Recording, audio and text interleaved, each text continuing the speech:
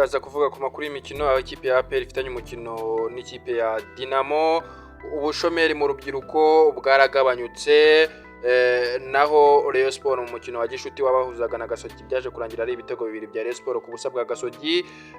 Perezida Paul Kagame yakiriye ambasaderi mushya w'Ubushinwa. Bimeze bite Fordwari? Tubwire mu makuru arambuye. Urakoze kuduha ijambo. Mu makuru dufite Perezida Paul Kagame yakiriye ambasaderi mushya w'Ubushinwa kuri uyu wa 29 Nyakanga mu 2025. Perezida Paul Kagame yakiriye impapuro zemerera ambasaderi Gang Wing guhagararira Ubushinwa mu Rwanda. Ni igikorwa cyo gukomeza gutsura umubano hagati y'ibihugu byombi, bigenda bikorwa n'ubundi turabimenyereye yuko u Rwanda ari igihugu kizi gutsura umubano ndetse n'ibindi bihugu muri rusange. Uyu ambasaderi w'Ubushinwa rero yaje guhagararira igihugu cye cy'Ubushinwa mu Rwanda kugira ngo ibintu birusheho kugenda neza, barusheho kujyana nyine imikoranire myiza iboneye. Ubwaje nyine gukora inshingano z'abambasaderi, twiteze ko bizagenda neza muri rusange. Perezida Paul Kagame rero yakiriye impapuro ziwe zemerera ambasaderi Gang Wing guhagararira Ubushinwa mu Rwanda. Ni igikorwa rwose cyiza abanyarwanda nyine bishimiye. Naho ubushomeri bwagabanutseho 3.4%.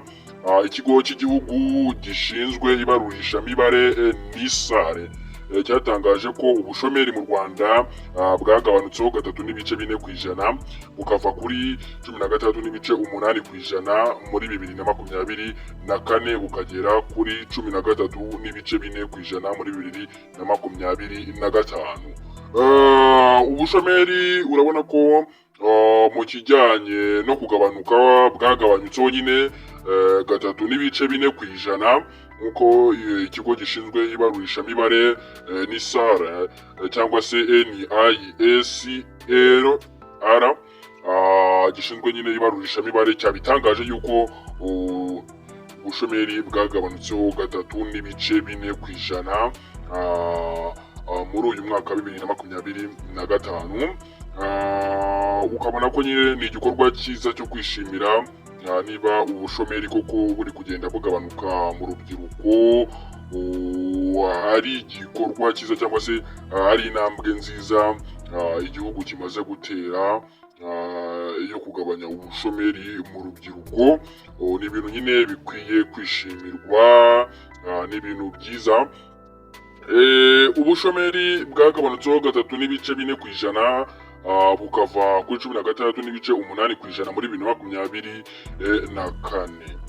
Mu makuru y'imikino reka tuvuge ku mukino wa gishuti wahuje ikipe ya Rayon Sport yakinaga n'ikipe ya Gasogi United, aho byaje kurangira ari ibitego bibiri by'ikipe ya Rayon Sport.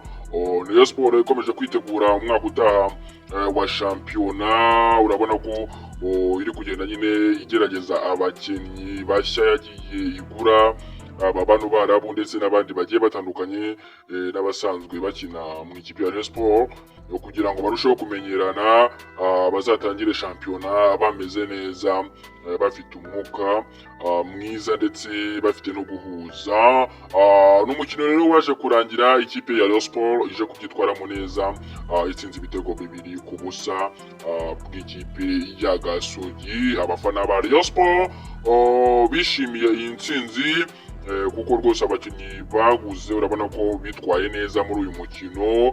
Ibintu ngo biri kurushaho kugenda neza, ngo nagihindutse igikombe cy'umwaka utaha bazagitwara ndetse bagere na kure hashoboka muri CAF Confederation Cup, aho nyine ikipe ya Rayon Sport izasohokera igihugu muri iryo rushanwa rya CAF Confederation Cup. Mu bijyanye n'abakinnyi bari kugenda bitwara neza mu ikipe ya Rayon Sport harimo ababarabu yagiye igura rwose, ndetse n'abakinnyi bagiye basanzwe bakina muri Rayon Sport nabo bagiye bigaragaza neza ku uyu mukino. Reka tunyarukire ku mukeba ni APR. APR FC ifitanye umukino n'ikipe ya Dinamo. Ni umukino uzaba ku munsi ngo witwa w'igitinyiro, ubwo ngo zaba kuri 17 ukwezi kwa munani. Ni umukino uzaba ngo ku munsi w'igitinyiro, aho nyine ikipe ya APR ifitanye ni ikipe yo muri Zambia yitwa Dinamo. Ni umukino nyine nayo uzafasha ikipe ya APR kwitegura kuzatangira shampiyona imeze neza, ndetse no kubasha gutestinga abakinnyi yagiye igura kugira ngo irebe ko bazayifasha kugera kure hashoboka muri CAF Champions League, aho nyine ikipe ya APR izaserukira igihugu cy'u Rwanda mu kijyanye na CAF Champions League. Uyu mukino rero uzaba tariki 17 Kamena muri uyu mwaka turimo, aho ikipe ya APR izakina n'ikipe ya Dinamo yo muri Zambia. Ndagushimiye wowe ukomeje kubana natwe, komeza ugira ibihe byiza, Imana ikomeze bane nawe. Ciao ciao.